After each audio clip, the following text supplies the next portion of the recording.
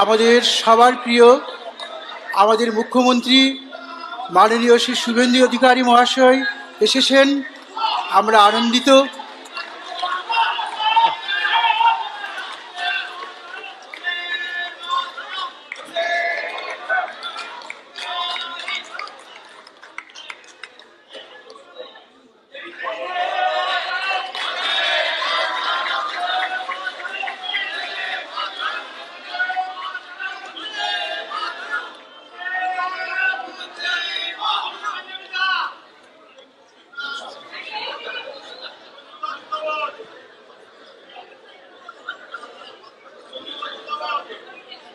পশ্চিমবঙ্গের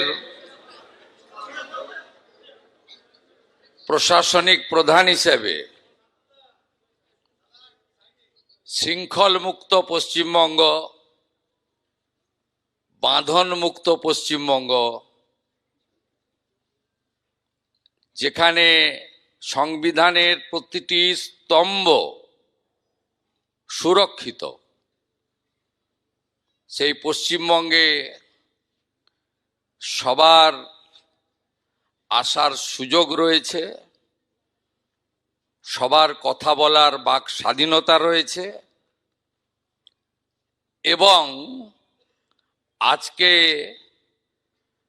অত্যন্ত প্রিয় সম্মানীয় লেখিকা তসলিমা নাসরিন মহোদয়া এই বঙ্গভূমিতে গতকাল পদার্পণ করেছেন, আজকে কর্মসূচি করছেন।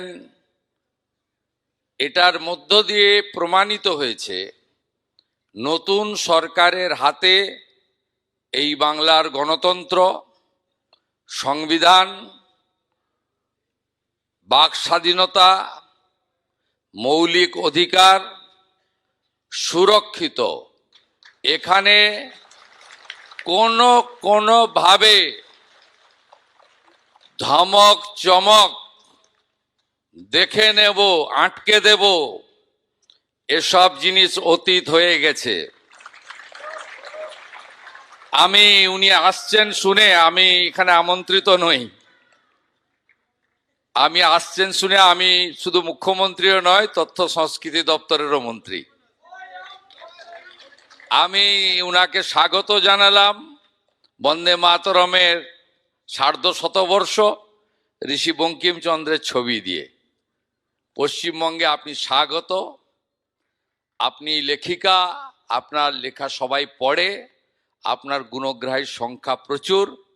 আপনি এখানে ভালো করে বলুন এবং পশ্চিমবঙ্গের যে ব্যবস্থার পরিবর্তন হয়েছে সেইটা নিশ্চিতভাবে আপনার অভিজ্ঞতায় আপনি দেখেছেন। একবার নয়, আপনি যখনই মনে করবেন বারে বারে আসবেন। সুরক্ষিত পশ্চিমবঙ্গে আপনাকে নিরাপত্তা দেওয়ার দায়িত্ব রাজ্যের মুখ্যমন্ত্রী তথা পুলিশ মন্ত্রী শুভেন্দু অধিকারীর। সবাই খুব ভালো থাকবেন, সবাই খুব ভালো থাকবেন। শুধু মুখের পরিবর্তন হয়নি, ব্যবস্থারও পরিবর্তন হয়েছে। জয় হিন্দ বন্ধুরা, আমি দীপঙ্কর মণ্ডল, আপনারা দেখছেন নবান্ন নিমন্ত্রণ। আপনাদের সবাইকে স্বাগত। শুধু মুখের পরিবর্তন হয়নি, ব্যবস্থারও পরিবর্তন হয়েছে। মুখ্যমন্ত্রী শুভেন্দু অধিকারী খানিকক্ষণ আগে রবীন্দ্র সদনে একটা কবি সাহিত্যিকদের সম্মেলন ছিল। কবি সাহিত্যিকরা সেখানে আমন্ত্রিত ছিলেন, প্রেস মিডিয়াও ছিল, আমরাও ছিলাম। শুভেন্দুবাবু তসলিমা নাসরিনকে, কে এই তসলিমা নাসরিন? যিনি বাংলাদেশের লেখিকা বলে গোটা বিশ্বে বাংলা ভাষায় যারা সমাদর করেন, ভালোবাসেন, পছন্দ করেন, কবিতা পছন্দ করেন, গান পছন্দ করেন, আবৃত্তি পছন্দ করেন, সাহিত্য পছন্দ করেন, তারা তসলিমা নাসরিনকে সবাই চেনেন। চেনেন না এমন কেউ নেই, মানে কোনো বাঙালি তসলিমা নাসরিনকে চেনেন না এমন কিন্তু নেই। তিনি যেহেতু, এটা মুসলমানদের বক্তব্য আর কি, বাংলাদেশের জামাতি মৌলবাদীদের বক্তব্য এবং এপারের মানে পশ্চিমবঙ্গের মুসলমানদের যারা মৌলবাদী তাদেরও বক্তব্য, যে তিনি নাকি সেই মুসলমান ধর্মকে অপমান করেছেন, অবজ্ঞা করেছেন। তার জন্য তার সাহিত্য, তার সৃষ্টি, তার কবিতার বই, তার লেখা, সেটা শুধুমাত্র ব্যান করা হয়েছে তাই নয়, তসলিমা নাসরিনকে বাংলাদেশ থেকে তাড়িয়ে দেওয়া হয়েছিল। তারপরে তিনি এসেছিলেন কলকাতায়। কলকাতাতেও এমন কাণ্ড কারখানা করা হয়েছিল, এখানকার মৌলবাদীরা, এখানকার মুসলিমরা, তারা কট্টর জঙ্গিপনা এমন করে দেখিয়েছিল, তার মাথার দাম ঘোষণা হয়ে গেল। এবং বাম আমলের কথা বলছি, আজ থেকে 18 বছর 19 বছর আগের কথা, তখন তসলিমা নাসরিনকে কলকাতা ছেড়ে যেতে হলো, বাম সরকারই তাকে বাধ্য করলো। এবং তারপরে যে 15 বছরের সরকারটা চলেছিল স্বৈরাচারী সরকার বলে বারবার বারবার অভিযোগ ওঠে, আমরাও সেটা দাবি করে থাকি, সেই সরকারের আমলেও তসলিমা নাসরিন তিনি কলকাতায় আসতে চেয়েছিলেন, কিন্তু তিনি আসার অনুমতি পাননি। শুধুমাত্র কেন পাননি আর নতুন করে বলার কিছু নেই, একটা বিশেষ সম্প্রদায় মানে মুসলিমরা, তাদেরকে ভোট ব্যাংক হিসেবে ব্যবহার করো এবং তারা যদি খেপে যায়, এই কারণে তসলিমা নাসরিন আসতে পারেননি। এবং গতকালকে তিনি এসেছেন, গতকাল থেকে কলকাতায় পা রাখার পর থেকে একদম অভিনন্দন শুভেচ্ছার জোয়ার, তাকে ঘিরে উন্মাদনার জোয়ার দেখা গেছে। স্বয়ং মুখ্যমন্ত্রী শুভেন্দু অধিকারী তিনি রবীন্দ্র সদনে গিয়েছেন, তসলিমা নাসরিনের কবিতা আজ পাঠ হবে, আবৃত্তি হবে। তো সেখানে গিয়ে তিনি কি বললেন সেটা তো শুনলেন, যে শুধুমাত্র যে মুখের বদল হয়েছে তাই নয়, একটা ব্যবস্থার বদল হয়ে গেছে। এবং এখানে এই যে হুমকি ধমকি চমকি চলবে না, এইসব কিন্তু সব বন্ধ হয়ে গেছে। তো আমরা আজকে থাম্বনেলটা তৈরি করেছি যে শুভেন্দু কি আরো বিপদে পড়লেন, শুভেন্দুর শত্রু কি আরো বাড়লো। এই থাম্বনেলটা করার কারণ আছে, কারণটা হচ্ছে যারা কট্টর মৌলবাদী, যারা জঙ্গিদের সাহায্য নেয়, যারা জঙ্গিদের থেকে টাকা নেয়, বাংলাদেশের জামাতদের থেকে টাকা নেয়, পাকিস্তানের আইএসআই থেকে টাকা নেয়, এবং তারপরে এখানে বিভিন্ন রকমের কর্মকাণ্ড করে, যেটার প্রতিচ্ছবি কিছুটা আপনারা যন্তর মন্তরে দেখেছেন দিল্লিতে এবং কলকাতাতেও একই রকমের কাণ্ড করা, এবং বেছে বেছে বেশ কয়েকজনকে হত্যা করবে, সেই লিস্টে প্রথম নাম হচ্ছে শুভেন্দু অধিকারী। শুভেন্দু অধিকারীকে খুন করার জন্য যা যা করা দরকার, যত টাকা দরকার, যত শক্তি দরকার, সমস্ত কিছু কিন্তু করা হচ্ছে, মানে মজবুত করা হচ্ছে, সেখানে মজুদ করা হচ্ছে। তো এই মজুদ করা হচ্ছে, এই খবরটা কি শুভেন্দু অধিকারী জানেন না? তিনি আলবাত জানেন, পুলিশ আলবাত জানে। তার কারণ কয়েকদিন আগে ওই যে হামিম মন্ডল বলে একজনকে গ্রেপ্তার করা হলো রেনেসা টাউনশিপ থেকে, বর্ধমান থেকে গ্রেপ্তার হলো, তাকে তো এসটিএফ নিয়ে এসেছিল, সেটা নিয়ে কালকে কিছুটা আভাস দিয়েছিলাম। আজকে কিন্তু এসটিএফ একদম সাংবাদিক বৈঠক করে জানিয়ে দিয়েছে যে শুভেন্দু অধিকারীকে খুন করার জন্য যা যা করার দরকার তাই তাই চলছিল। আইএসআই ফান্ড করেছে, পাকিস্তানি জঙ্গি সংগঠন জৈশ-ই মোহাম্মদ ফান্ড করেছে, এবং এই যে হামিম ফেসবুক, হোয়াটসঅ্যাপ, ইনস্টাগ্রাম, টেলিগ্রাম বলে যে অ্যাপগুলো রয়েছে, আরও কিছু গোপনীয় কিছু অ্যাপ রয়েছে, সেই অ্যাপগুলোর মাধ্যমে সে যোগাযোগ রাখতো আইএসআইয়ের সঙ্গে, জঙ্গিদের সঙ্গে। ভাবতে পারছেন? এবং তার নামটা তো আপনারা সবাই জানেন যে কে সেই লোক, শেহজাদ ভাট্টি, সেই শেহজাদ ভাট্টির গ্যাংয়ের অন্যতম সদস্য এই হামিম। তো হামিমকে ডেকে জেরা করার পরে তার যে বান্ধবী, তার নাম হচ্ছে অর্পিতা সরকার। এখন বুঝি না যে এরা কি করে, একটা হিন্দু মেয়ে হয়ে জঙ্গি কি করে হয়, মানে এটাই কি লাভ জিহাদ, এই ধরনের কি ব্রেন ওয়াশ করা হয়? এটা নতুন করে ভাবার সময় এসছে। মানে এ রাজ্যে তো ঘটতো কোনো রকমের প্রলোভন দিয়ে, রূপের, অর্থের, বিভিন্ন রকমের সব প্রলোভন দিয়ে কম বয়সী মেয়েদেরকে ফাঁসাও। তো এই অর্পিতাকেও তার দলে সে টানতে সক্ষম হয়েছিল, এবং অর্পিতাও একইভাবে অপরাধী, অর্পিতাও কিন্তু জঙ্গি। সেই অর্পিতার ছবি বিভিন্ন রকমের হোয়াটসঅ্যাপ থেকে বা বিভিন্ন রকমের অ্যাপ থেকে, তার যে কথোপকথন সেগুলো থেকে যেটা জানতে পারছে পুলিশ বা গোয়েন্দা পুলিশ, সেটা হচ্ছে প্রভূত অর্থ আসতো জঙ্গিদের কাছ থেকে, এবং আরও তদন্ত চলছে। তবে এটা একদম প্রকাশ্যেই এসটিএফ জানিয়ে দিয়েছে যে শুভেন্দু অধিকারী সহ আরও কয়েকজনকে হত্যা করার পরিকল্পনা তারা করছিল, তাদের গতিবিধি নিয়ে নজর রাখছিল, এবং তারা যন্তর মন্তরেও একটা বড় নাশকতা করার ছক করেছিল। এবং অবশ্যই কলকাতাতেও ভয়ঙ্কর বড় একটা কিছু করার চক্রান্ত চলছিল, সেটা ফাঁস হয়ে গেছে। এবং এদেরকে জেরা করে আরও কয়েকজনকে, এদের যারা স্লিপার সেল বলা হয়, যারা হ্যান্ডলারদের সঙ্গে, পাকিস্তানি হ্যান্ডলারদের সঙ্গে যোগাযোগ রাখতো, তো সেই স্লিপার সেলের পুরো সেলটাকে ধরার ব্যাপারে এখন পদক্ষেপ করতে শুরু করে দিয়েছে পুলিশ। এই কারণে খুব বেশি যে তদন্তের যে অগ্রগতি নিয়ে এরা কিন্তু পুলিশ জানায়নি। তবে দেখুন, এই যে আমরা বললাম যে শুভেন্দুর শত্রু কি বাড়লো, এই কারণেই বললাম যে তসলিমা নাসরিনকে নিয়ে এসে সংবর্ধনা দেওয়া মানে এই যে কট্টর মৌলবাদী জঙ্গি যারা ভারতের টুকরে হোঙ্গে ইনশাল্লাহ ইনশাল্লাহ যারা স্লোগান দেয়, যারা নরেন্দ্র মোদীর বাবাকে, নরেন্দ্র মোদীর মাকে অত্যন্ত নোংরা কদর্য ভাষায়, ছাপার অযোগ্য ভাষায়, মুখে আনা যাবে না এমন ভাষায় যারা গালাগালি করে, তাদের তো রাগ হবে শুভেন্দু অধিকারীর উপরে। যদিও প্রধানমন্ত্রী নরেন্দ্র মোদী তিনি আজ সকালেই একটা ভিডিও বিবৃতিতে বলেছেন যে যারা এই গালাগালি করছিল কম বয়সী, তাদেরকে ক্ষমা করে দিলাম। কত বড় মহানুভব হলে এটা করতে পারে সেটা নিয়ে আলাদা এপিসোড হয়ে যেতে পারে। প্রধানমন্ত্রী বলেছেন যে যারা করেছে কম বয়সী ছেলেমেয়েরা আমার মাকেও ছাড়েনি, আমাকেও ছাড়েনি, কিন্তু তাদের এই বয়সের কথা ভেবে তাদেরকে একবার শুধরানোর সুযোগ দিলাম। বিজেপির তরফে কোনো অভিযোগ দায়ের হয়নি, মানে সেসব কথা আপনারা সোশ্যাল মিডিয়ায় সম্ভবত কেউ কেউ শুনেছেন, মানে শোনা যাবে না, এত নোংরা নোংরা সমস্ত শব্দ। তো তাদের কাছে শুভেন্দু অধিকারী শত্রু হয়ে গেল, হলো কি না? তারপরে এই যে পাকিস্তানি জঙ্গিদেরকে ধরা শুরু হয়ে গেল, এর ফলে কি আরো যে স্লিপার সেলে যারা লুকিয়ে রয়েছে বিভিন্ন আবাসনে, বিভিন্ন জায়গায় ঘর ভাড়া করে, নাম ভাড়িয়ে সুন্দর সুদর্শন চেহারা, জিম করছে, ব্রেন ওয়াশড, এই জঙ্গিদের কাছে শুভেন্দু অধিকারী শত্রু হয়ে গেল। এছাড়া এছাড়া আরো অনেক কারণে শত্রু হয়ে গেল। দেখুন, শুভেন্দু অধিকারী ঘোষণা করেছিলেন মাসখানেক আগে সম্ভবত যে মিড ডে মিলে যে ছেলেমেয়েরা যারা খাওয়া দাওয়া করে সেখানে ইসকনকে দায়িত্ব দেওয়া হবে। ইসকনকে দায়িত্ব দেওয়া হবে শুধুমাত্র মুখের কথা নয়, আজকে তিনি সেটা উদ্বোধনও করে দিলেন। এবং সেটা কি সিস্টেমে কি হবে, অত্যন্ত পরিচ্ছন্নভাবে, অত্যন্ত পুষ্টিকরভাবে সেখানে ছানা থাকবে অথবা পনির থাকবে, সেখানে ফল থাকবে, সেখানে পোলাও থাকবে অথবা খিচুড়ি থাকবে অথবা ভাত থাকবে, পুরো একটা নিরামিষ আহার। এটা টার্গেট হচ্ছে 1 কোটি ছেলে মেয়ে পাবে, এ রাজ্যের 1 কোটি ছেলে মেয়ে যারা অত্যাবশ্যকীয় শিক্ষার মধ্যে রয়েছে, রাইট টু এডুকেশন অ্যাক্টের আওতায়, অর্থাৎ 5 থেকে 14 বছর বয়সী সমস্ত ছাত্র ছাত্রী তারা কিন্তু পাবে। হ্যাঁ, ওরা পাবে না, ওই জেহাদিরা যে মাদ্রাসাগুলো চালাচ্ছে তারা সেটা পাবে না। খায়েরি মাদ্রাসা না কি একটা মাদ্রাসা, সেই মাদ্রাসার ছেলে মেয়েদেরকে দেওয়া হবে না। তার কারণ খারিজি মাদ্রাসা, তো তার কারণ তারা তো নিজেদের মতো করে খুলে বসে আছে, তো সেই খারিজি মাদ্রাসাগুলোই বন্ধ হয়ে যেতে বসেছে, সেটা আলাদা প্রসঙ্গ। কিন্তু শুভেন্দু অধিকারী যখন ঘোষণা করলেন যে ইসকন দেবে এই পুষ্টিকর খাবার, আমাদের পরিবারের ছেলেমেয়েরা, আপনাদের পরিবারের ছেলেমেয়েরা পাবে, আপনাদের সন্তান সন্ততিরা, আপনাদের আত্মীয় স্বজনের ছেলেমেয়েরা পাবে, তখন হঠাৎ করে একটা চিৎকার চেঁচামেচি শুরু হলো না, ডিম বন্ধ, ডিম বন্ধ হয়ে যাবে। ডিম দেওয়া হতো কদিন জানেন, সপ্তাহে একদিন, কোনো কোনো জায়গায় 8খানা করে ডিম দেওয়া হতো।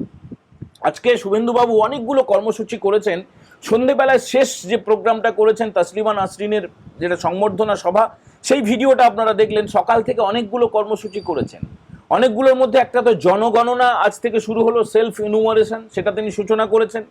সিএএ সার্টিফিকেট প্রদান, সেটা তিনি শুরু করেছেন। সিএএ সার্টিফিকেট নেওয়ার সময়, আবেদন করার সময় কিভাবে তৃণমূল এবং তৃণমূল নেত্রী মানে খালা মমতা তিনি কিভাবে বাধা দিয়েছিলেন, করোনা করোনা, চাকরি চলে যাবে, বাচ্চারা স্কুলে পড়তে পারবে না, তোমাদেরকে তাড়িয়ে দেবে। তারপরেও কিছু মানুষ করেছিলেন এবং কিছু মানুষ আরো করবেন, সেই আবেদন করেছেন শুভেন্দু অধিকারী। এবং সবচেয়ে বড়, অত্যন্ত বড় একটা খবর হচ্ছে, কেন্দ্রীয় সরকার এই সিএ সার্টিফিকেট দেওয়াটা মানে 2014 সাল পর্যন্ত যারা 31শে ডিসেম্বরের আগে পর্যন্ত ধর্মীয় কারণে যারা ভারতে চলে এসেছিল, মানে বাংলাদেশ, পাকিস্তান, আফগানিস্তান এইসব জায়গা থেকে, মূলত বাংলাদেশ থেকে বেশি চলে আসতে বাধ্য হয়েছিল, তাদেরকে নাগরিকত্ব প্রদান যে সার্টিফিকেট, সেটা হচ্ছে CA, citizenship amendment act pass হয়ে গিয়েছিল।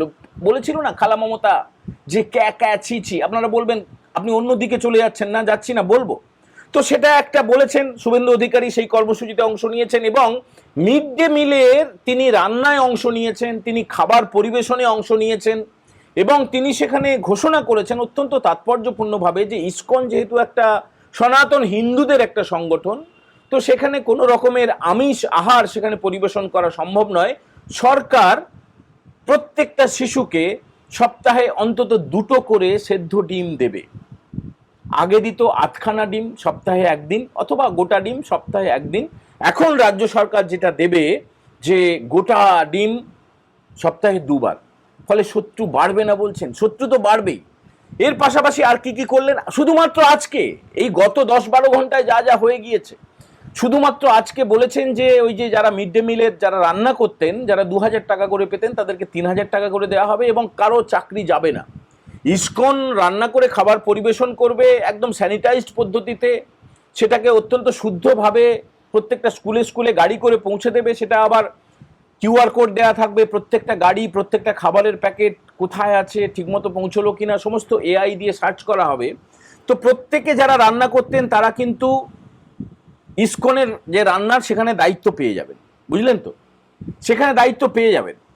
তো এবারে আপনারা বলবেন যে শত্রু বাড়লো না, মানে এর তো শত্রু বাড়লো। দেখুন, ভালো কাজ করলেও শত্রু বাড়ে। আবার অন্যদিকে এটা সত্যি কথা যে শুভেন্দুবাবু বারবার এই জিহাদি আন্দোলনের বিরোধিতা করে আসছেন। জিহাদি জিহাদিদের কাছে শুভেন্দু অধিকারী একজন, মানে কি বলবো, একদম বললো না যে ওই ধমক চমকের দিন শেষ, এটা চলবে না ওটা চলবে না, দিন শেষ। পরিবর্তন হয়ে গেছে, মানসিক পরিবর্তন হয়ে গেছে। মানসিক পরিবর্তন হচ্ছে সেটাই যেটা কিনা রাস্তার উপরে নমাজ পড়াটা তিনি বন্ধ করেছেন, এবং খুব জোরে জোরে মাইক বাজানো মসজিদ থেকে সেটা তিনি বন্ধ করেছেন। আপনারা খেয়াল করে দেখবেন, সোশ্যাল মিডিয়ায় দেখবেন যে নেপালে কিন্তু মসজিদ থেকে ওই সমস্ত ওই শান্তির পতাকা খুলে দিয়ে সেখানে ধর্মীয় পতাকা, হিন্দু ধর্মের পতাকা, গেরুয়া ধ্বজ লাগানো হচ্ছে, সেখানে জয় শ্রীরাম শোনা যাচ্ছে। সেই ছবি কিন্তু ভারতে কোথাও হয়নি। আমরা চাই না সেটা হোক, কিন্তু এই যে মুসলিমদের একটা মৌলবাদীর অংশদের কাছে শুভেন্দু অধিকারী ভীষণভাবে শত্রু হয়ে গেছে, এরপরেও তিনি অকুতোভয়। দেখুন, সমস্ত রিপোর্ট চলে গেছে কেন্দ্রীয় সরকারের কাছে, অমিত শাহর দপ্তরে সেটা চলে গেছে, সেটা নিয়ে কোনো সন্দেহ নেই। রাজ্য পুলিশের তরফে আলাদা করে একটা বৈঠক হয়েছে, এবং শুভেন্দুবাবু যা যা কর্মসূচিতে যাবেন সেখানে তার নিরাপত্তা বাড়ানো হয়েছে। কিন্তু যেহেতু তিনি একদম সাধারণের সঙ্গে মিশে যান, দেখবেন একদম সংবাদ মাধ্যমের ক্যামেরার বুম, যেটা মাইক বলা হয়, সেটা একদম শুভেন্দু অধিকারীর মুখের সামনে পর্যন্ত চলে যায়। এটাই হচ্ছে আশঙ্কার ব্যাপার। এটাই আশঙ্কার ব্যাপার এই কারণে যে তার শত্রুরা, আমাদের যেটা আশঙ্কা সেটা হচ্ছে, দেখুন, একটা বুম তৈরি করতে কি অনলাইনে 200-500 টাকা দিলে একটা বুম হয়ে যায়, আর একটা অনলাইন পোর্টাল, একটা মোবাইল, একজন লোক, আর এই বুম, সেটা নিয়ে যদি পৌঁছে যান ওই ভিড়ের মধ্যে। এখন এদের তো একটা ফিদায়ে হামলা বলে ব্যাপার রয়েছে জঙ্গিদের মধ্যে। এই যে হামিম মণ্ডল বলুন আর অর্পিতা সরকার বলুন, তাদেরকে ধরে তো আস্তে আস্তে আস্তে আস্তে করে এগুলো জানা যাচ্ছে যে ফিদায়ে হামলা মানে পুরো দেহে বারুদ বা বোমা টোমা নিয়ে একদম সেই চলে যাবে মানব বোমা হিসেবে, যেটা রাজীব গান্ধীকে যেটা হত্যা করা হয়েছিল যে কায়দায়। তো এটা হচ্ছে জঙ্গিদের একটা অত্যন্ত প্রচলিত একটা টার্গেটকে শেষ করার জন্য এটা রীতি তাদের, এটা একটা পদ্ধতি যে তার টার্গেটকে শেষ করতে হলে এমনভাবে কারো মগজ ধোলাই করো। কোনো কোনো সিনেমায় দেখবেন, বলিউডের সিনেমাগুলোতে আছে যে কিভাবে মগজ ধোলাই করা হয়, এইভাবে করা হয়েছে। এই হামিম মণ্ডলকে করা হয়েছে, এই অর্পিতা সরকারকে করা হয়েছে, এবং এর সঙ্গে সঙ্গে আরও একটা বড় টিম।